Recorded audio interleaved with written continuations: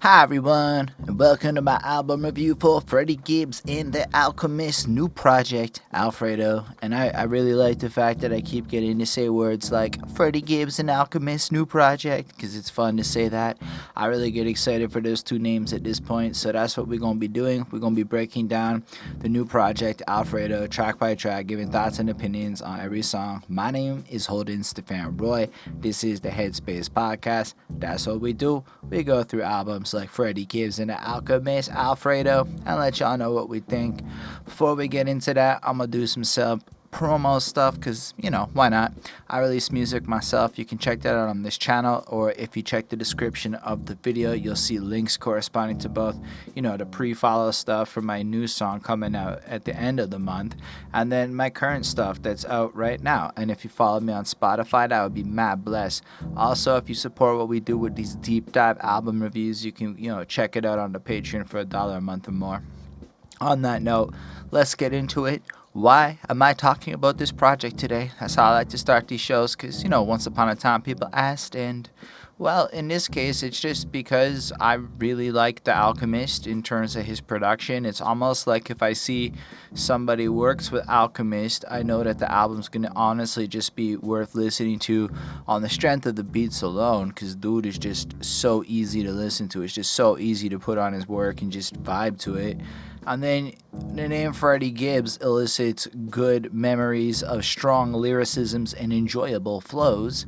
So, those two names together is just magical. It is actually the fourth album, this one, Alfredo, that fourth Freddie Gibbs and Alchemist album that we'll have covered on this channel. So yeah, you can check those out if you feel it is. I suppose as time goes on, we get better at what we do here. And yeah, I don't have a lot more to comment. I just like a lot of these dudes a lot. Like, I was actually having a discussion earlier today with a peer of mine, a friend, and he was like talking about Eminem, and I'm like, you know what? End of the day, I'm a little bit more excited to think about a new Freddie Gibbs and Alchemist project than like anything to do with Eminem. Couldn't care less. Doesn't matter. He could drop an album today. And except for the fact that it would probably get me more views, and I'm a little bit of a sellout of my soul when it comes to what I pick, I would definitely review the Eminem album, but be more excited to listen to the Freddie Gibbs and Alchemist album. So, like, I just find myself really drawn to the energy these guys put together, because I feel like if you take an Eminem, a lot of the content and the subject matter, there's not a lot of growth. There's not a lot of growing up stuff, whereas I feel like I can listen to Freddie Gibbs spit over these Alchemist beats, and like there's a message and a purpose to it, like some soul, something I can connect to as like a human that isn't just a bunch of clever puns like an outdated comedy movie. And I'm not trying to on Eminem. The truth of the matter is we all know dude is who he is, and like the guy's a great lyricist and whatnot. And if you're like, when I want some crazy bars and flows, it's there. But I just wanted to kind of bring attention to how much I admire the soul and the package of what these two men, Freddie Gibbs and Alchemist together, put forth. Like, I don't know, maybe it's just where I'm at in life in my early 30s and whatnot, but yeah, I realized I was like really excited to listen to this. Anyway, so I did, and now we're gonna go through it. The album's called Alfredo. I like that because it's like Al from Alchemist and Fredo, kind of like Freddie, so it's cool. It puts their names together. But then I thought about it, and Alfredo usually has one of those white cheesy sauces, right?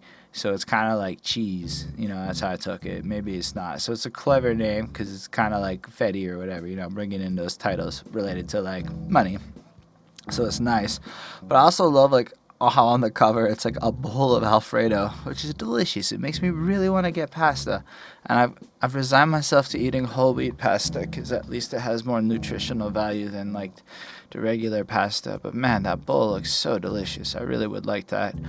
So I like this cover a lot, mostly because it really does look delicious, but it kind of has that cool effect of of a godfather controlling the world or something with this marionette hand reaching down with the pasta going into it.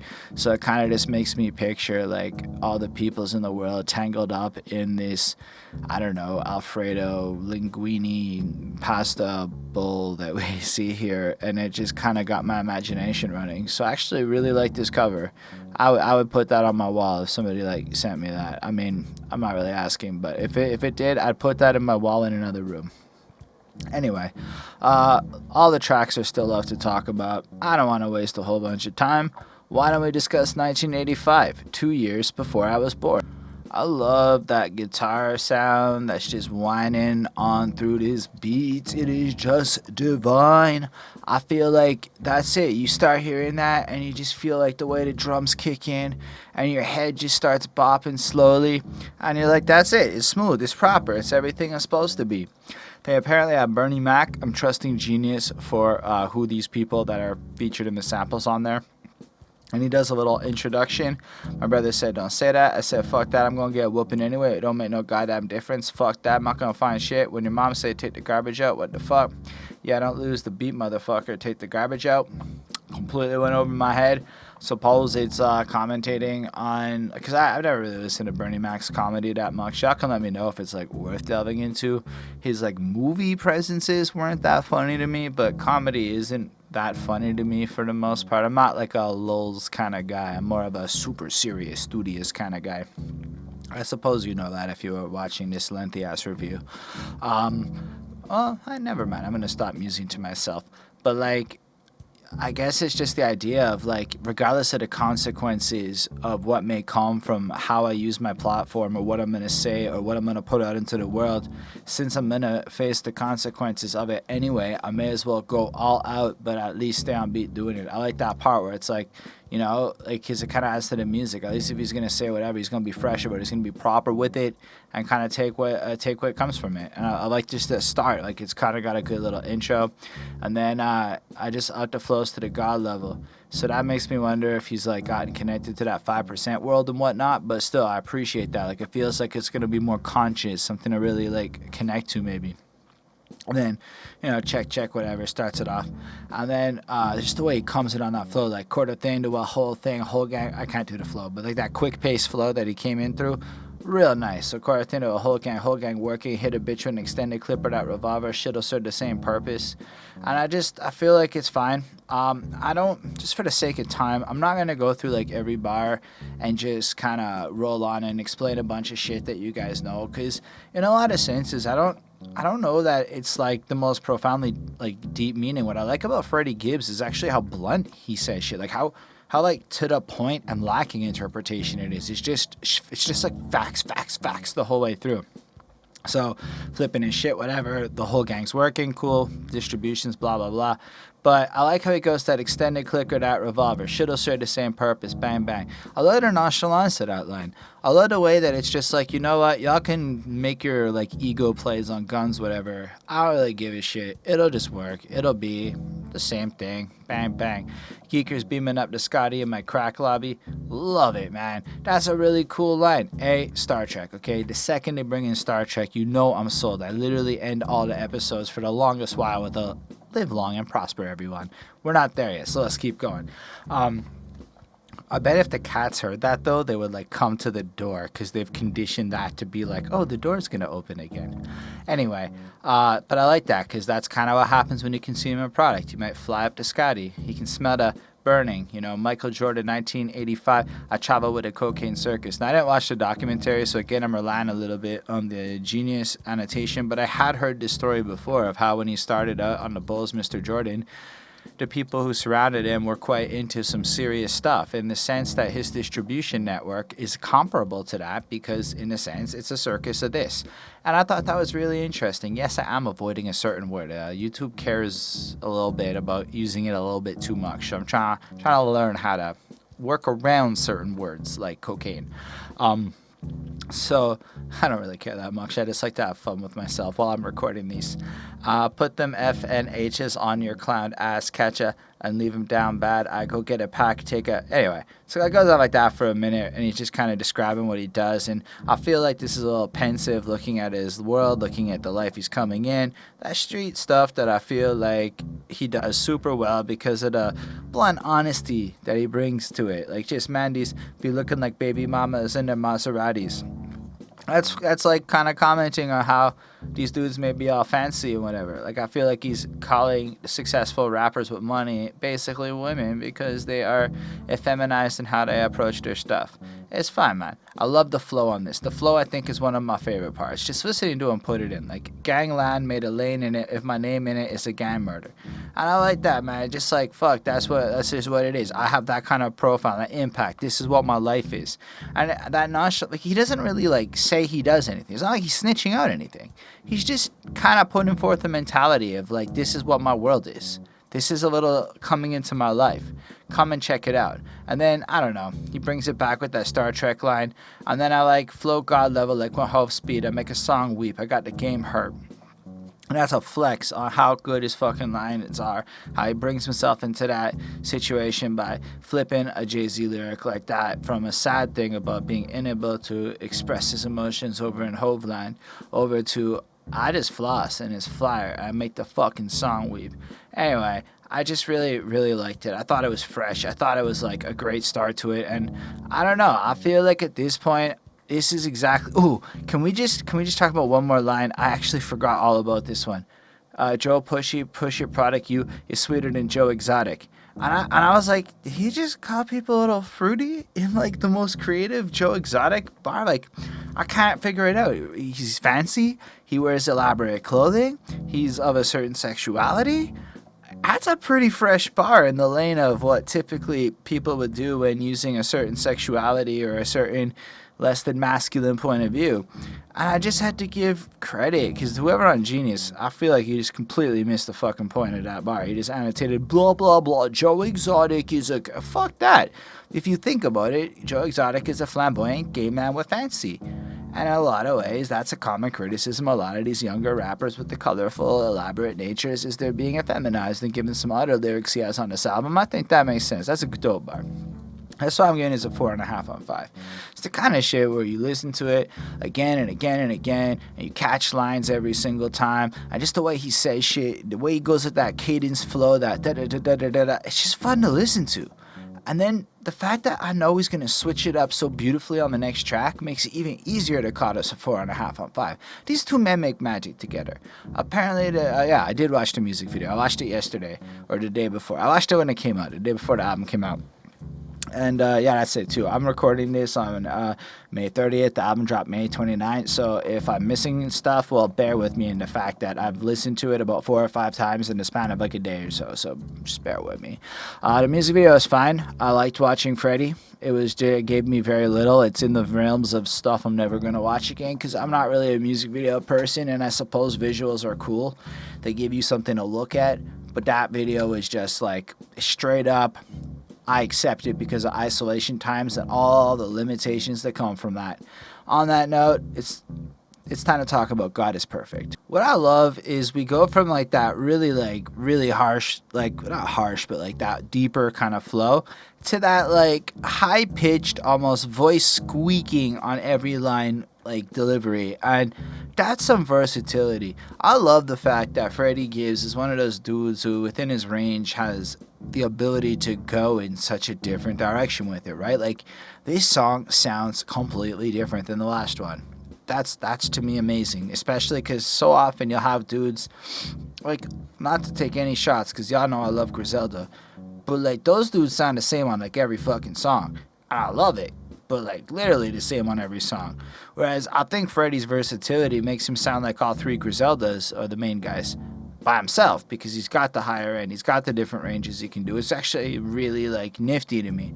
Anyway, I really like Griselda. You can check my Twitter or the Behind That Suit Twitter. I fucking shouted out Griselda in the description because I really digged him that much. Anyway, so I love how this starts. Microphone check 1 2 mic check up. Still backpack blood data something. I pray to Mecca. But data is his gun according to Greenius. The Subhan Allah is glory be to God. And so yeah, he is a Muslim. It's not confirmed if he's a Muslim, but I took it from that God bar that it could be like related to Nation of Islam in some way.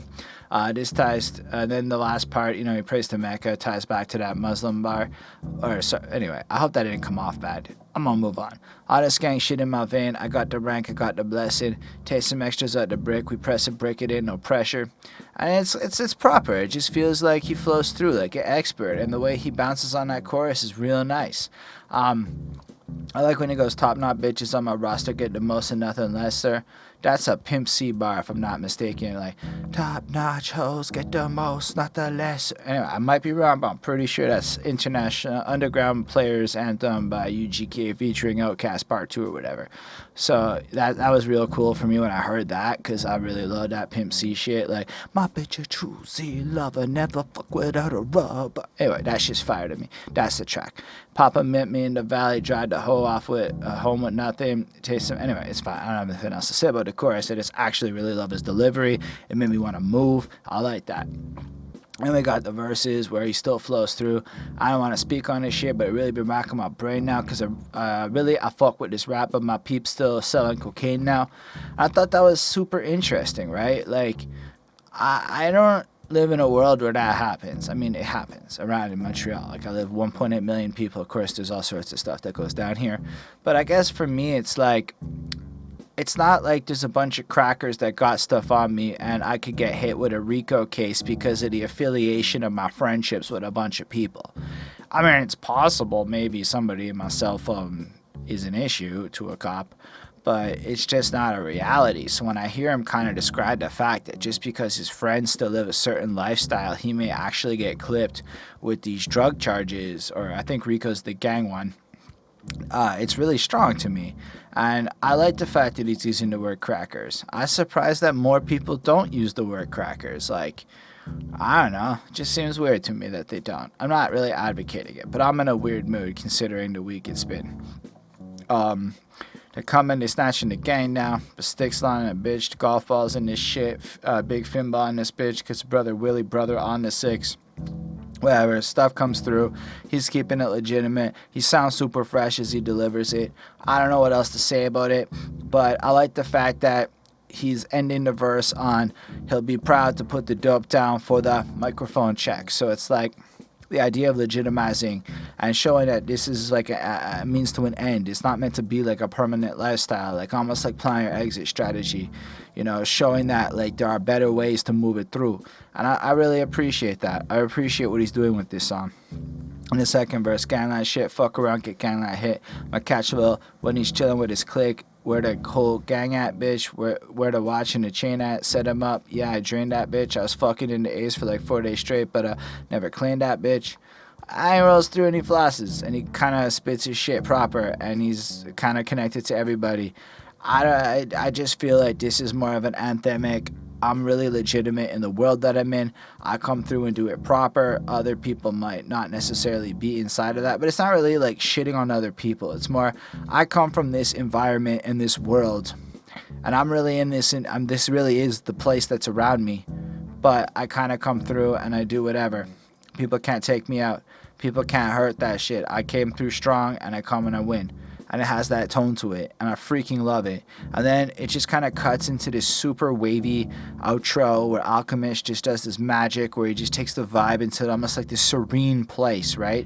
Where it's almost like you can feel yourself meditating, communicating with God in a sense. So I feel like it has that cool element that just kind of completes the track, and I give this a 4.75. I think this may actually be my favorite track on the project.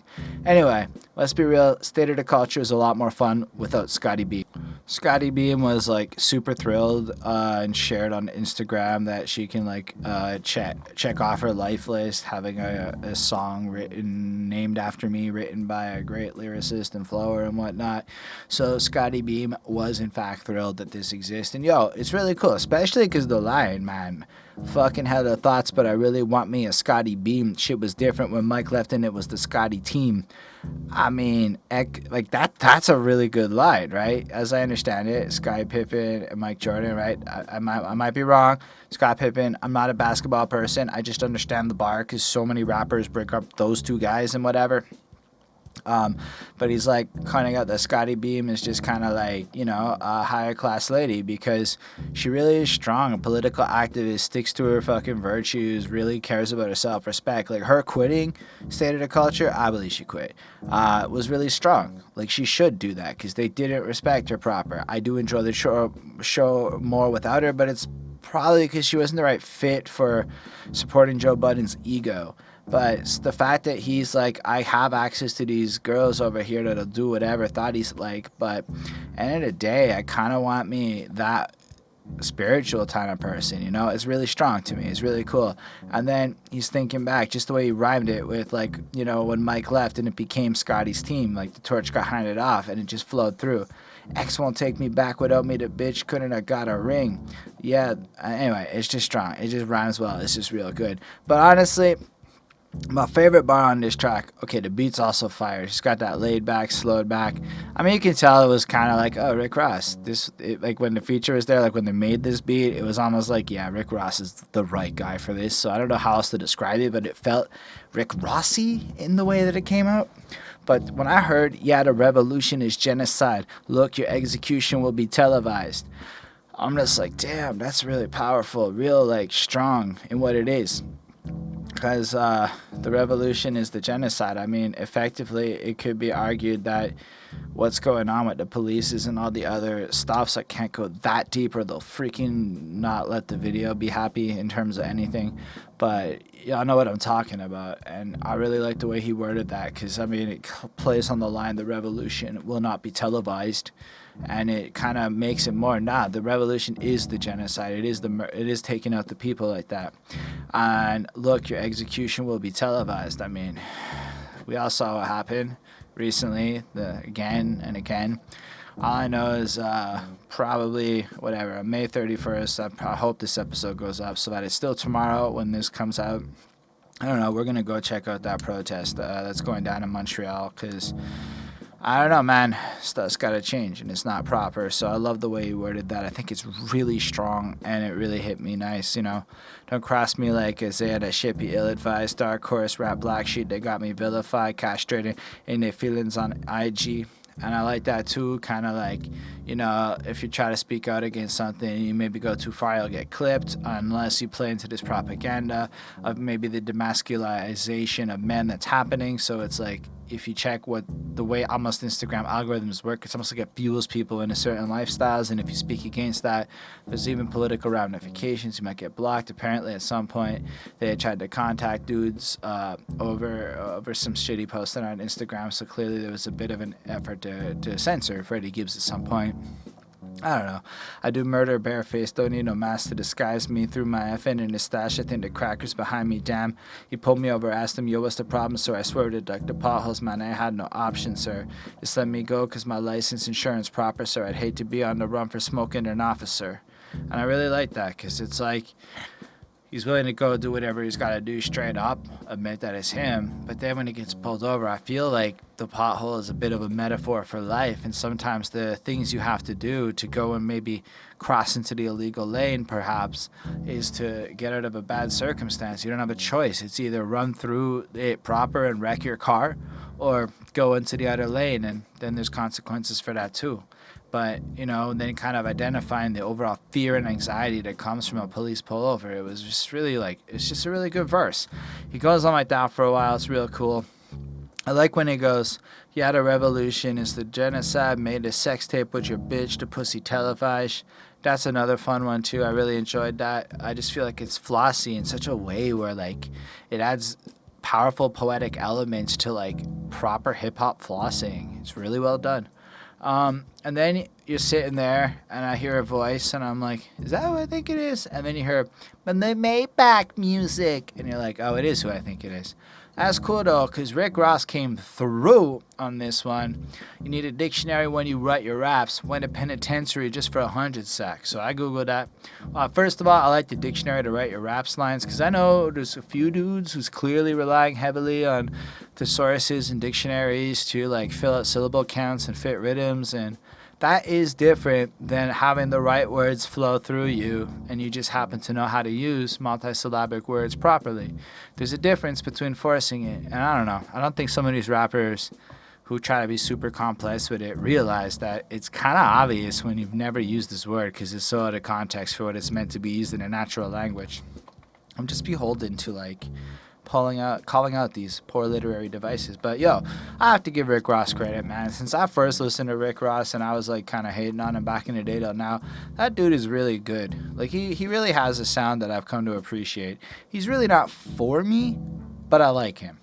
I had a vision back back to the jail line. I was like, when the hell did Rick Ross go to jail? And it's true. He actually served a week in jail over a fucking weed bag. So that line is technically accurate. And that's the thing that I think he's pulling it out. Like, how fucked up is it over like a fucking weed bag? And it was in like 2017. He had to go to jail. So fair enough. I really respected that once I checked it and saw it was true.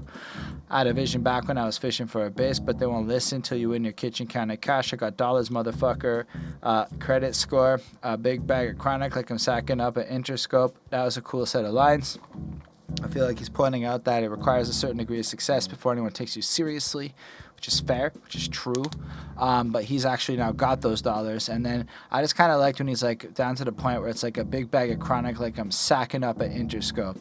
Like he's getting linked up to Jimmy Iovine, who set up Dre with the chronic and made that proper. I thought that was a beautiful line. It really caught out at me. I don't think he said anything else that's like really stood out to me. Honestly, even the Kobe Bryant line, it's like fine. I thought that was a little whatever. Rick Ross, all of that. He sounds good though. I've really come to enjoy the way Rick Ross delivers.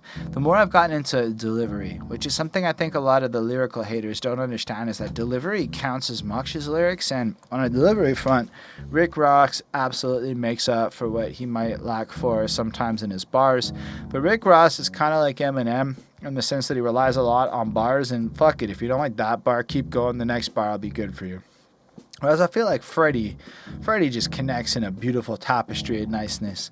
Anyway, I'll get this a 4.5. I like the super twangy thing at the end, and I think it's really good. Don't have a lot more to say about it, so look at me. Alright, so at this point I'm going to say, if you liked the first 3 songs and felt they were all great, you like the rest of the album. I mean, straight up, that's what it is.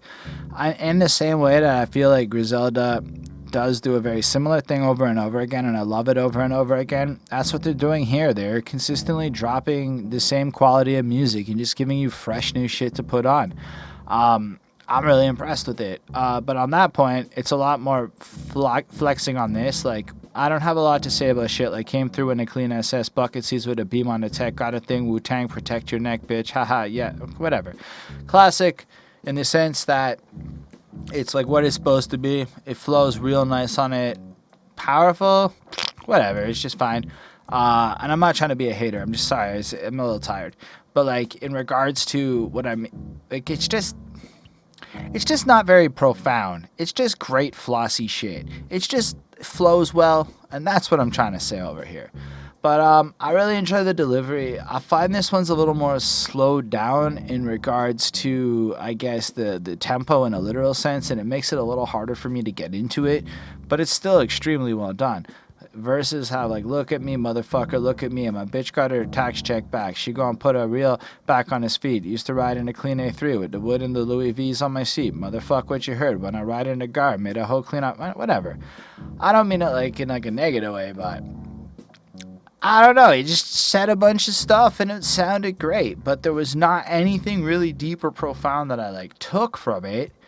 It's just flashed out really well. You know, soda with the cocaine, and now I'm cooking that. If that shit ain't locked up, then we took it back. Alright. It's in the same vein of what we've been getting. It's alright. It's totally fine. It's not for me. And I think that's what part of it too was in this one. I felt like there weren't these pretty cool like lines like the Scottie Beam Pippen line that I was like latching onto. It just kind of felt a little materialistically flexy. And I'll be honest, I don't mind when Freddie Gibbs flexes about his credibility and his legitimacy and things like that. I really enjoy listening to people flex about. But I'm personally not as interested into the more materialistic side of it or whatever.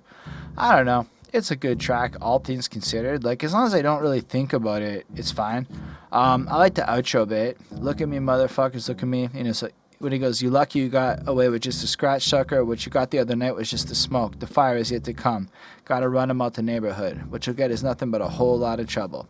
You better be careful when you talk about shedding blood in this community. So a little correspondence there, and it's like, I like the little cinematic like vignette look into, again, the universe that surrounds the bars of Freddie's track. So on that front, I appreciate it. Like, he's like a success story. Like, he's came out of this situation of being a coke dealer and put himself in, or crack or whatever you call it, into being like this flossy thing. And I understand that a lot of people love this shit. It's just content wise, I find this to be boring. The longer I do these reviews, the more songs I hear that sound a lot like this in terms of content.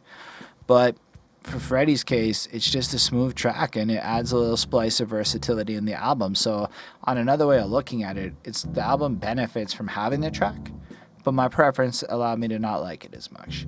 Let's move on to one I like a lot more. It's called Frank Lucas. So while this track was on, I was watching the SpaceX launch. So I can tell you one thing, listening to Freddie Gibbs, Alchemist, and Benny the Butcher is proper rocket launching into space music. And I think y'all can agree with me. It was the soundtrack. I think Elon should acquire the rights and use this track to showcase footage hyping up his successful launch. And kudos to SpaceX for, like, you know, sending people into space, because that shit's always dope to the geek like me. I love how this just starts. I'm the kind of man that recognizes talent, and when I find work, I put it to work. So I feel like that's, again, a little bit of a drug movie reference. I'm not sure what it's from, but it also applies to the idea of, like, you know, working on music and whatnot. Or maybe it's Denzel Washington, from my realizing, just I'm going to take a guess. You have, what's his name? Frank Lucas, basically, is the character from American Gangster that Denzel Washington plays. He was a big-timey drug dealer from Harlem, and he is a dude who effectively created the cut-out-the-middleman distribution thing, as I understand it, super significant in that world. So definitely the kind of guy a rapper like Freddie Gibbs would name a track after. And I like it because he just seems like, honestly, I've seen American Gangster. That dude is profoundly and interesting. Like, I want to watch the movie again now just to, like, kind of catch up, because I remember really liking it, but it's a little out of touch.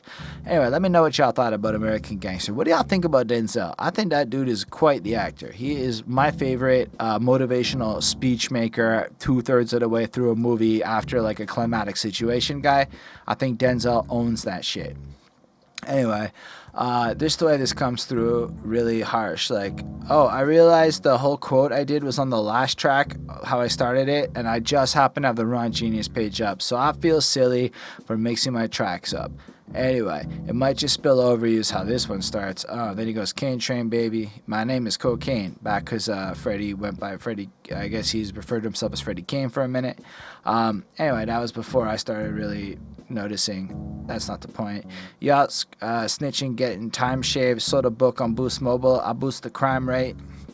And I like that, how he kind of just calls out how people are snitching and time is getting shaved off sentencing. Because, yeah, I think a lot of people are snitching these days. I don't know. I'm not really in this world. I would like to think when push came to shove, I would not be a snitch. But I've also never faced 40 years and thought about the implications of what it feels like to face that. So, I don't know. We would have to see if that ever came in my life. But I like how Freddie just comes through and he's like, y'all are trying to get out of shit. Instead, I make shit happen even more. Telling all my hoes I love them and playing my games. Them bitches after your last dollar, they take your last name. I'm married to this shit, jumped out the porch and I jumped the broom. Bunny Rabbit Gang, we be rolling shit like the Romper Room. I don't know. I don't know who the Romper Room gang is, but apparently they're a neighborhood on the north side of Vallejo, California, and they have a gang from the name Romper Rooms and Friends, which was a show of friends that were this group of friends was committing robberies in banks and pizzerias in the 80s and 90s, and they were affiliated with the rapper Mac Dre. And then they were under investigation for using their ill-gotten gains to fund Mac Dre's rap career. Oh, that's super interesting. Thank you, Genius, for giving us some information. Anyway, but I feel like he's comparing it to that world, again painting his picture, showing how he interacts with people, basically calling out the women that are coming after his dollar, getting married just to, like, get a claim to what your shit, and then he goes on a little bit, catch an Uber, leave Zift, I sent the Brizik, the feds want to turn to witness, I plead the Fizz Zift, been smoking since 13, I fried my brain so I ain't never stressing, I can't hold no grudge, Michael Thomas bitch, I'm catching a blessing. Michael Thomas is an NFL wide receiver, etc. So he's catching shit. So you can see how he's like him, and he's catching blessings like that. In general, I like the fact that in light of all of the circumstances surrounding him, he still chooses to take on a more positive situation and looking for the benefit of it, but still being real with it, because right back at it. Police trying to catch me, go and catch me riding without my weapon. Panoramic roof come off. I look like George Jetson, Space Ghost. Fentanyl got a mask when I make dope. That's an interesting line to me, because I never really thought about why they wear masks, and I suppose, yeah, if you're cutting in some harsher shit, you could actually accidentally consume the product, if you're not wearing a mask and whatnot. Never really thought about it like that. Anyway, I feel like he just really flows through with this. He just really kills it on the flow, kills it on the delivery. I really loved listening to it a lot. I think it's just one of the best ones on this album in a big way. I was wrong. This is my favorite song.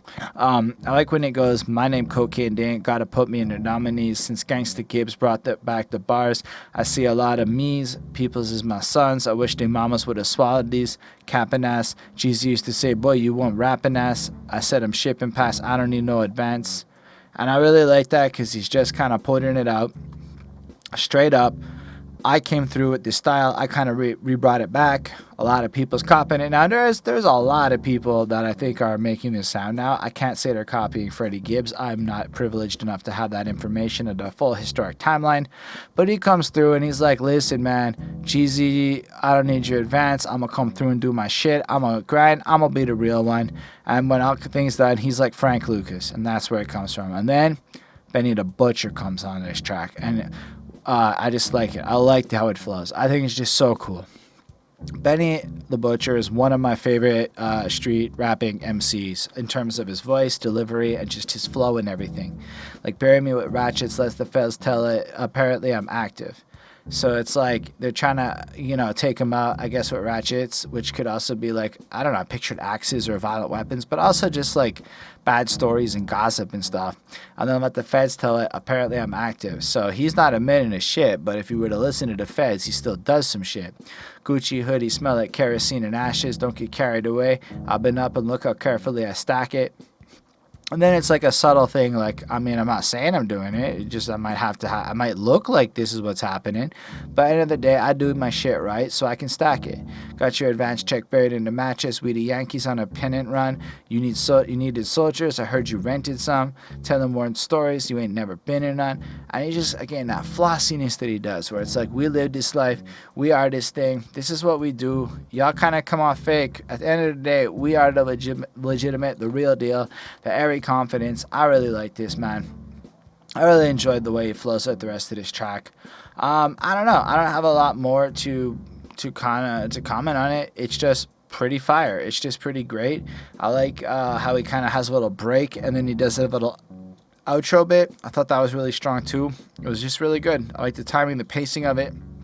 But I like when he goes, people think I'll be fronting, but I just be talking that real shit. I expect everybody to feel it though, because y'all not really like that. And the thing is, I get where he's coming from, because no, I don't like participate in the kind of lifestyle that Benny the Butcher may or may not.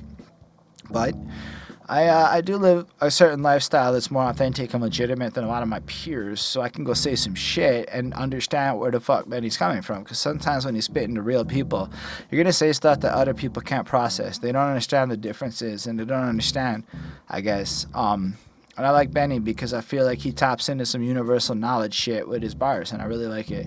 This track has one of the best beats on this project. It's super upbeat. It's super fast-paced. It's got a great tempo to it. Really dope. 5 on 5. I love this song a whole lot. Maybe the rocket blasting off helped a bit, but nah, I think it was just the merit of the song. Either way, I was a little surprised to see how Tyler, the Creator's on the next track, something to rap about. So this track is special in the production because it does something that I don't think I've seen a lot of people do. So when Freddie's rapping, it's the darker part of the track. It's a little like the beat's kind of at a lower tempo. Feels a little slower maybe. And then Freddie comes through, scamming, maxing out, ratchet bitches, acting out. God made me crack so I'd have something to rap about. And that's an interesting line. It's like I had to go live through this life I have these situations come through so that at the end of the day, I was able to create this art that would take me to the next level.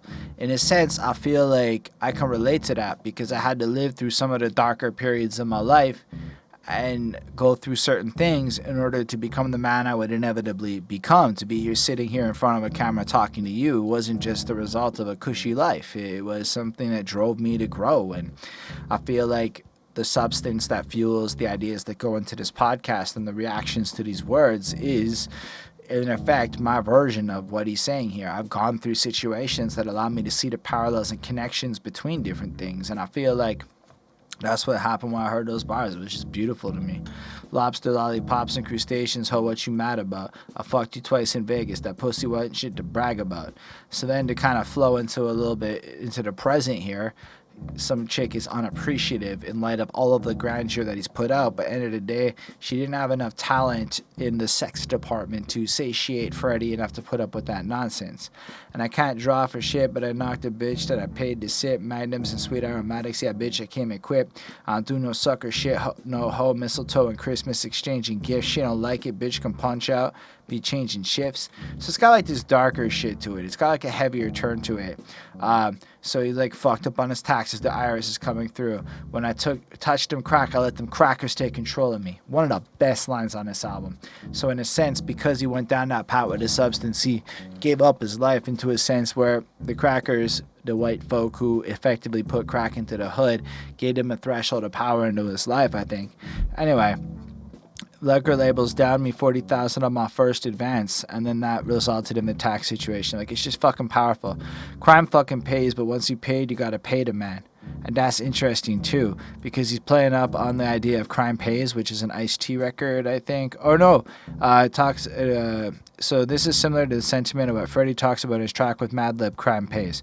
So fair enough, he has a song called Crime Pays with Madlib. I probably should know that, whatever. And then once you paid, you got to pay the man, and that's an interesting point, because if you do, even if you make illegal money, the IRS doesn't actually care how you make your money. They just care that you pay taxes on your money regardless of how you pay it. So success of all kinds, legal or otherwise, does require taxes, it seems. Otherwise, they'll come after you when you start living in a way. I don't know. I like how in Top Boy, I think it was Deshaun, just didn't have anything in his name. Just nothing in his name at all. Everything was gifts and favors. Anyway, I've been through shit with hoes that I look back and can laugh about. This shit wasn't no joke sitting in his cage. That shit was dragging out. And it sets it up. He's got like a real great tone to it.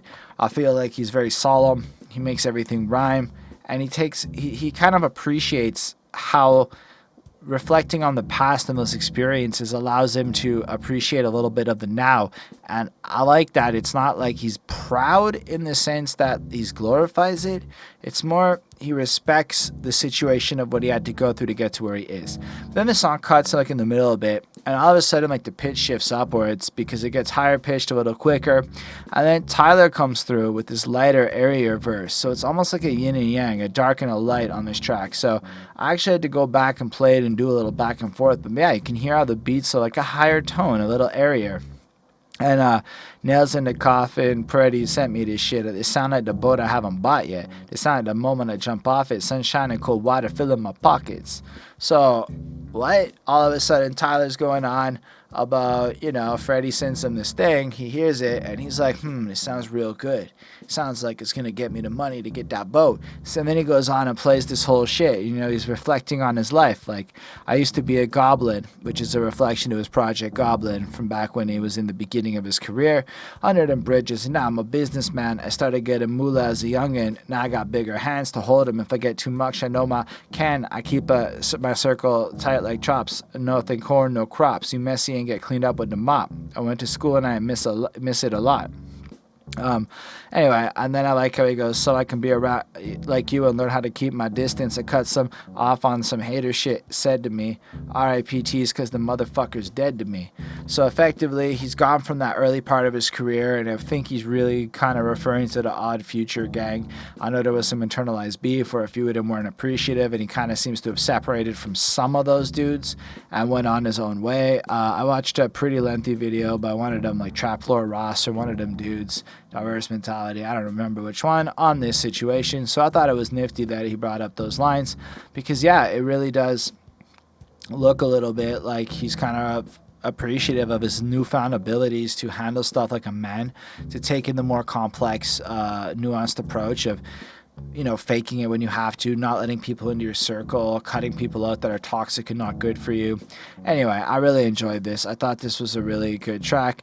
Of course, he's got many more good bars on this song. I recommend you come check this one out. I think Tyler really did a great job bringing what he does into it, and in effect, all of the experiences that Tyler has gone through is what gives him something to rap about. His beef with his people, the kind of journey from Goblin till now, that is something for him to rap about. In the same way that the journey between Freddie Gibbs, the crack dealer, to Freddie Gibbs, to fucking rapper, gives him something to rap about. That's a really cool song to show that there's almost more than one way to get to this end goal from completely different experiences. Freddie Gibbs is a true artist. Alchemist, true artist. Real great shit, man. 4.5 on 5 in my opinion. Let's move on to Baby $sign Hit. I mean, this one is good too. At this point, I feel like the album is just kind of reached a peak where lyrically, we're getting a lot of the same thing, and I'm pretty much loving it.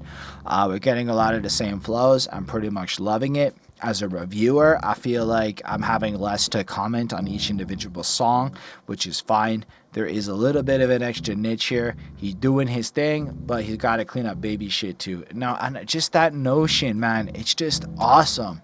It's like, yo, y'all think you're whatever. I'm doing all this shit while handling my responsibilities as a father. There's that fucking freestyle video where his kid wouldn't calm the fuck down, so he's just like rapping and he's like holding his kid and shit, and it's like, yo, that to me is big respect, the fact that he takes it so seriously.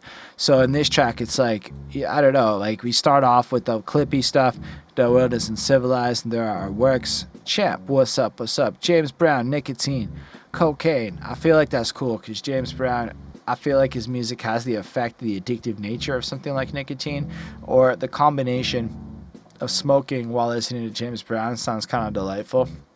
I haven't consumed tobacco in a while, but I mean, I like my nicotine, so it's definitely something I am into. Nicotine, at least. I'm weaning off. Every time I buy now, I lower the amount of nicotine, and within 3 months, I will be at 0% nicotine in my life. So there you go. You can quit everything if you want, and e-cigs are a dope trick to get off of the cigs, which I haven't touched one since quarantine because I'm no longer around my smoking colleagues.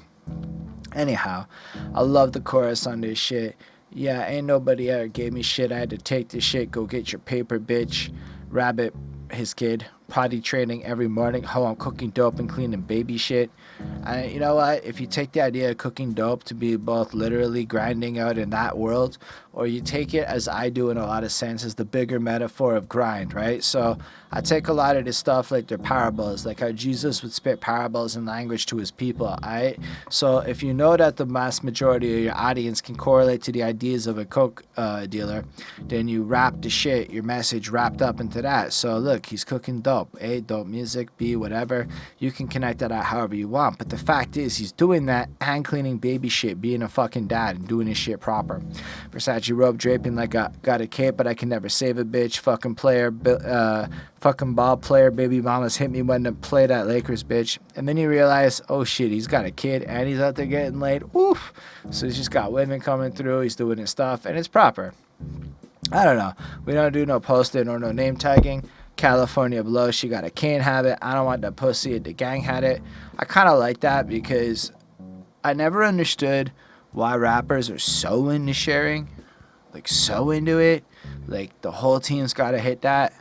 I mean, y'all can be into what you want. I'm not like saying it, but for the level of homophobia in the community, it seems weird how much everybody wants to share the same girl. Like everybody got to be there and do that. Like, I don't know. I'm just saying in my world it's never been like that. In fact, usually when we claim it, we claim that. We don't want to share it as much. That's just kind of how I understood the game. So I like that me and Freddie see it like that. But I mean, I guess if sharing is caring, that's what a lot of people do. Like I've never been in a room where there's like one girl and like 7 guys and they're like, everybody's got to take their turn. Like that just doesn't sound like a room where like everybody's flopping it out. There's dicks everywhere. How does that sound like a fun time? I'm certain somebody watching is like, bro, doesn't even know. No, I don't, because the idea of all the other dicks in the room makes it a little hard for me to get in the mood. Maybe if I was in the room, I'll feel different. I just don't think that I would.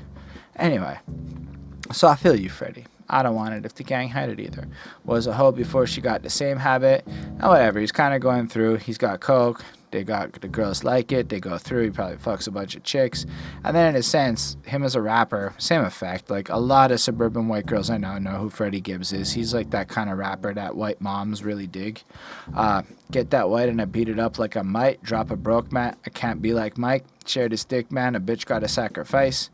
Diamonds in my shit look like some flashing light. Presidential, I flooded that bitch with ice. Cougar pussy, I fuck a rich wife. So I suppose he can't have sex with a hoe that the whole team has had. But he is willing to do that if a whole team of rich people has had it.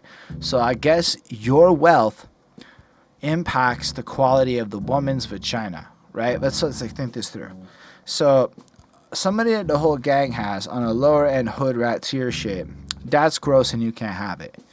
But girl that's with a rich man, who's probably the same girl, honestly, because if she's fucking Freddie Gibbs, she's probably the same quality of woman that would be like what the gang has, only she fucks a lot of rich guys who probably fuck more women. So I just don't know how that flex works, because it's weird if the gang has it on the chorus, but it's okay to fuck another man's wife, knowing he and possibly others have that. And this is why I can't think about some of this shit. Doja Cat let me beat it from the back. That's cool. I mean, I don't know why he did that, but I guess that's cool. Did he fuck Doja Cat? Oh, who was it? Was it Doja Cat? No, somebody else that said they fucked him recently, I think. Anyway, Porsche engines, that bitch in the backpack, Louis luggage, that sit in the front trunk. I don't know. It's just whatever. It's just, like, I don't know what to comment on this. It's fine. It's just a flossy little, I fuck a lot of hoes and shit in that verse. Anyway, screw a bitch in the drop with the top up. Okay. Like, it's not great. It's just fine.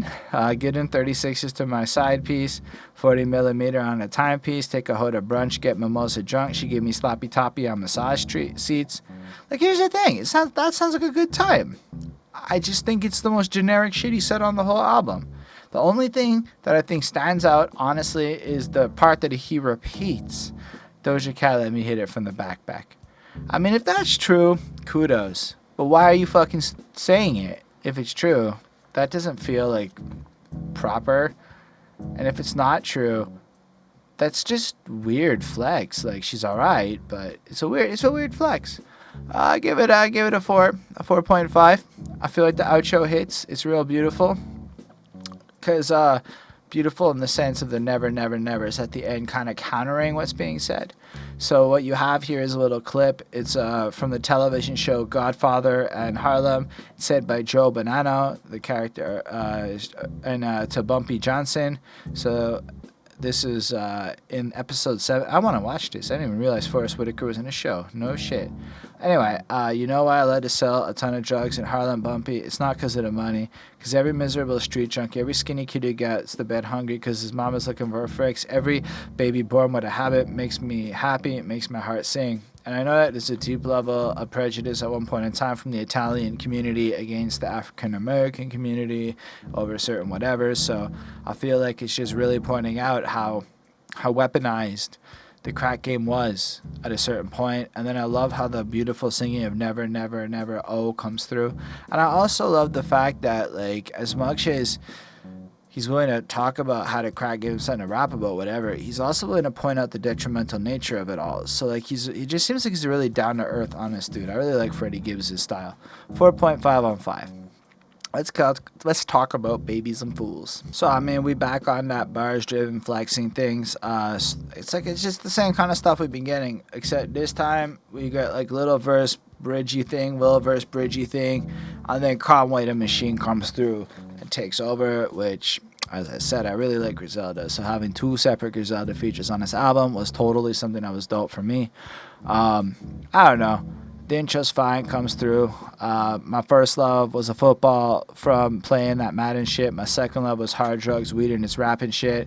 Alhamdulillah, on the nights that I know I said that wrong. On the nights I wasn't having shit, I say my prayers, but I'm rusty as fuck with Arabic.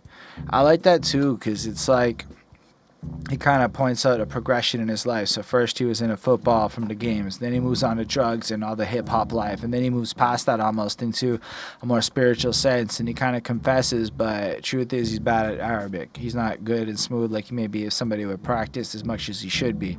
Lord, take me as I am, because I'm going to come as I'm is. I might die twice. I'm looking down at my mama in tears. And I love that. It was very beautiful, actually. So in light of all what I said earlier, I still think that was pretty profound. He really kind of has this humility to it, and I kind of like him talking to God. It was real nice. I know the Lord watches over babies and fools. I did the foolie with this tool and put my babies through school, and I like that too, because as he's talking to God, he's contextualizing. It's almost like this is the why, confessing to God why he did some of the other shit. I mean, it's easy to judge people for committing certain crimes, I think, but I also don't. I mean, I live in Montreal, where the truth is everyone can find a decent paying call center job as long as you're patient. Like, we don't have the same realities as other places. So sometimes I think it's hard to empathize the desperation of actually trying to feed your kids, but in other places that might be more of a necessity, right? And I think that's interesting, like the fact that he says, I did this to feed my families, to put them through school, to give them that chance. I took my last hoe at the country, fucked that bitch, we ain't cool, hit them DMs, can't swim if I fucked a friend by the pool. Cause she was tour pussy, I never needed that bitch. She cussed me out in the lines, text back, read them shits. I mean, that's fair. He's like about there with them girls after and just does his shit, flossing. And the girl didn't appreciate his actions. Whatever. Typical stuff, in my opinion. The God part where he's kind of confessing, I thought that was really cool, though. Then another sports reference I didn't really get. Sometimes you slip to get the successes, then you start hurting feelings. Used to have the hard top, yes, now I convert to ceiling.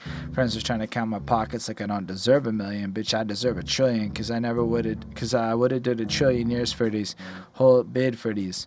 So I feel like here he's kind of lamenting on the fact that people don't appreciate his wealth, and I get it, man. You start having money, and then all of a sudden I imagine everybody's going, yo, but you got this, you can take care of me, you can do this, you can do that.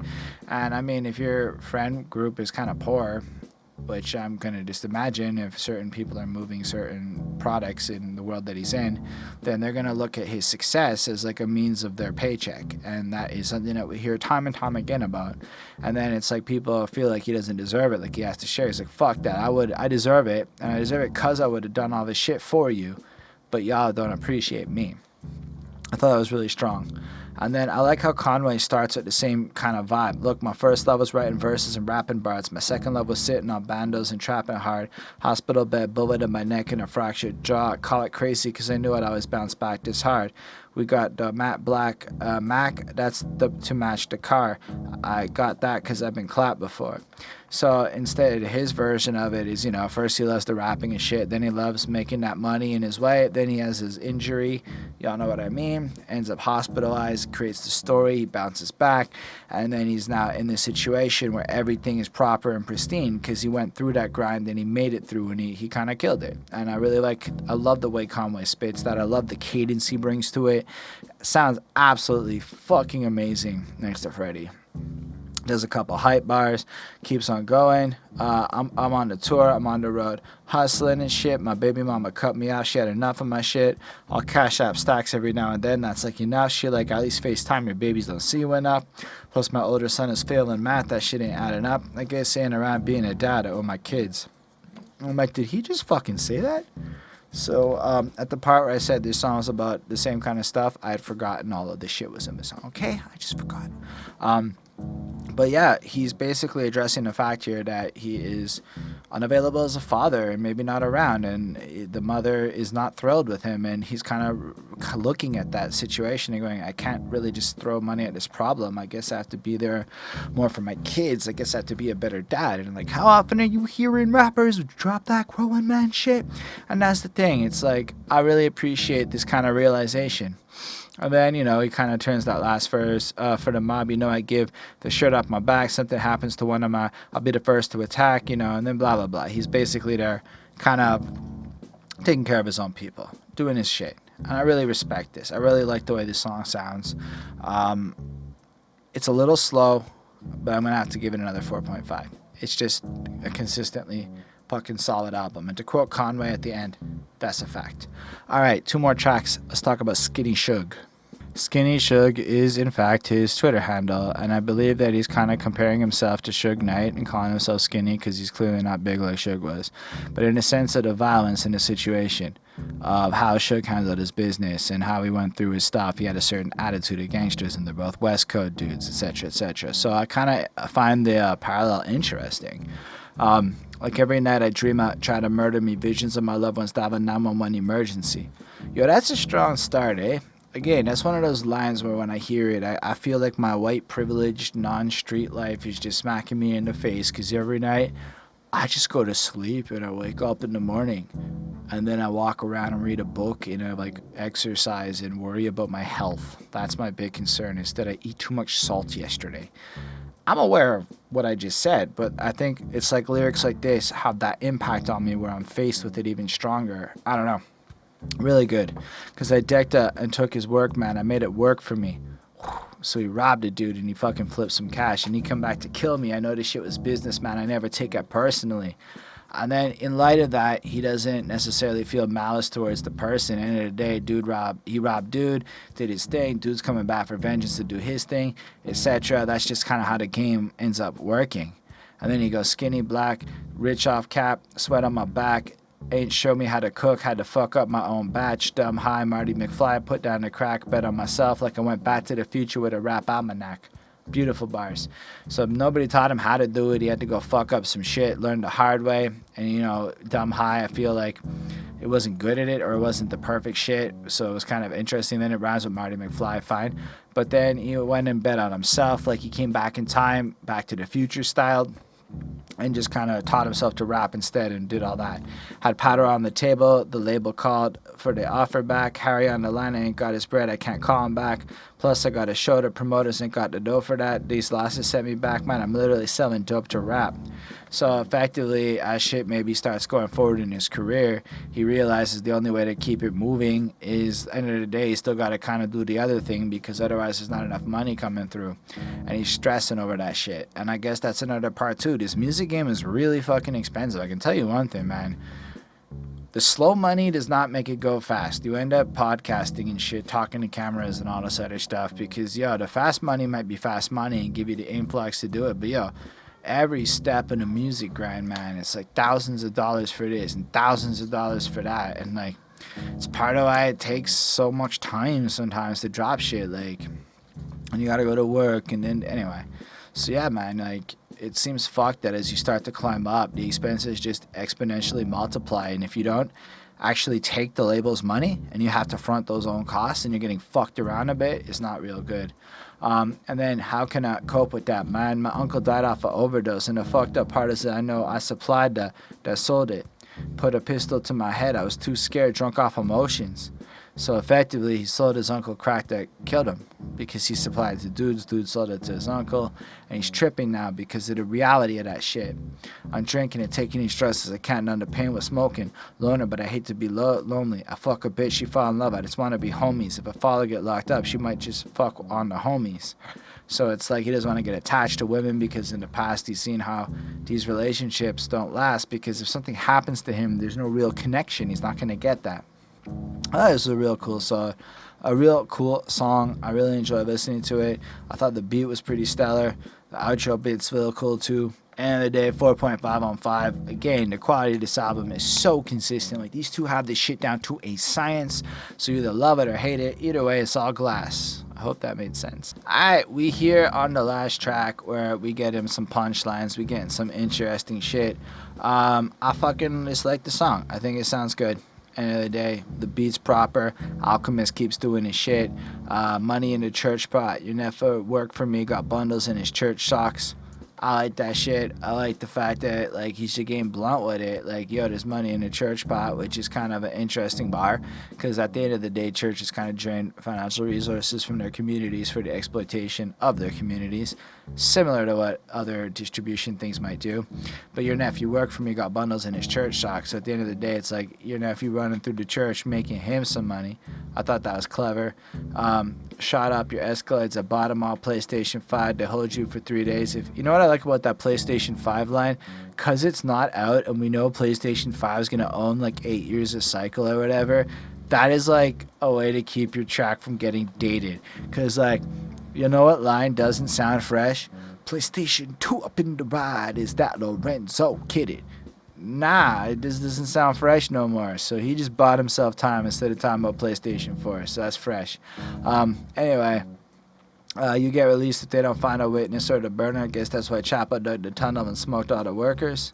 That's pretty strong because, yeah, and that's what he did. Because then there's nothing there and he can escape, etc. Anyway, the song's pretty fresh in that regard. I don't have a lot more to comment on it. It's pretty good to listen to. I do like the line, Yeezy's on, but I ain't never seen a Sunday service. Y'all get it? Kanye makes Yeezys. I think it's interesting he's bragging about wearing Yeezys. I've almost never seen that. But he's never been a Sunday service, so he both dodges the Kanye concerts and church in general doing his shit. He rolls on through, does his G shit. He's proper. I really like it. I do also like the line, treat a hoe like Andre 3000, ain't fuck with Caroline. That made me kind of giggle a bit because the truth is, Andre 3000 probably totally did fuck Caroline in the midst of writing this song about her. So I thought that was a good line. It made me think. Overall, y'all know what I'm going to give this because it's the same as the rest of this album practically. It's a 4.5 on 5 because this shit is proper. I know I rushed through this last one. Whatever, it's equal quality. You can just trust me or go listen to it, or you've probably already listened to it. I gave the Alfredo Project by Freddie Gibbs and Alchemist a 4.57 on 5. It's a real strong project of, like I said, mad consistency. Alchemist does his thing. He kind of flows through it. I did want to say that piano sample used in the Rick Ross song at the beginning, I know I heard that shit before. I know that piano, the way it's been done, has been used before. Didn't bother me because it just ended up sounding fresh. If you want some proper integrity street bars, I guess what I mean is really well written puns from the perspective of somebody that isn't trying to floss on you in a negative way, like somebody that's gone through some shit and just trying to share his story with the intent of doing something proper. And I feel like you feel that in Freddie Gibbs. Like he's not trying to sell you a fantasy. He's just expressing his world and where he is now. And you instead get the sense of, if I live right, I can have that transition into the best part of my life. Overall, it's wonderful. If you're into the sound, of course. But let me know what you do think of this project. What is your favorite Freddie Gibbs and Alchemist project? I'd have to really think about that. I might have to go. It's a hard one. Let me just take a quick look. See here. I think for me it's Pinata. I think I like Pinata best. I just had some energy to those tracks. Otherwise, though, I do like most of what I've heard from him, and I would definitely gonna keep going back to Freddie Gibbs. I'm definitely gonna keep reviewing his shit as it comes out because I really love his voice. I love the way he sounds. I love his energy, and I love his versatility. Even if maybe I don't know that it's like I guess the only thing I could say that would make me really dig dude like more, give him in that 5 sphere, is if he dropped more conscious records. If all of a sudden Freddie Gibbs was dropping conscious philosophy with the same style he does, I'd be fucking 5 on 5 in that shit the whole way through. So that's right, Freddie Gibbs and Alchemist, give me the Conscious Project. On that note, like I said, let me know what you think in the comments. Like the video if you did. Subscribe to the channel for more reviews. Let me know what you think about all that. Special thanks to the patrons, Ismail Gadamsi, Chris Pratt, Jonathan Barnes, DJ Black, Hurricane, Lindo, William Scribble, Carl. They dope, they support what we do. If you want to see us grow and get to better places in life, you can by checking out that Patreon down below, letting us know what you think. That's not the right part. Just, you know what, you can support us. I also make music, another great way to support me. You can follow me on Spotify, check out what I've done, let me know what you think. Certainly not like Freddie Gibbs, but I do stay true to myself. On that note, everyone, live long and prosper.